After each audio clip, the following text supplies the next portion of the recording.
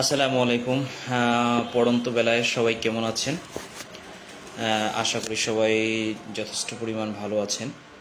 তো আপনারা গতকাল দুপুর পর থেকে একটি নিউজ খুব ঢালাওভাবে দেখছেন যে বাংলাদেশের ফুসফুসের গায়ে অর্থাৎ সুন্দরবনের গায়ে আগুন লেগেছে।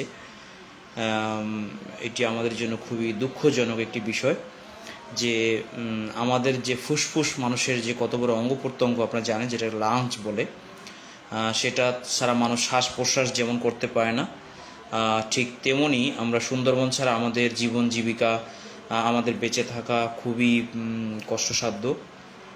এই বিষয়ে একটু আলোচনা করছি। প্রথমে একটু আমরা জেনে নিব যে আসলে সুন্দরবন যে কোথায় এবং কিভাবে আগুন লাগলো সেই বিষয়ে আমরা একটু আলোকপাত করব। আপনারা জানেন যে গত শনিবার অর্থাৎ গতকাল, আজকে রবিবার, গতকাল দুপুরের পরপরই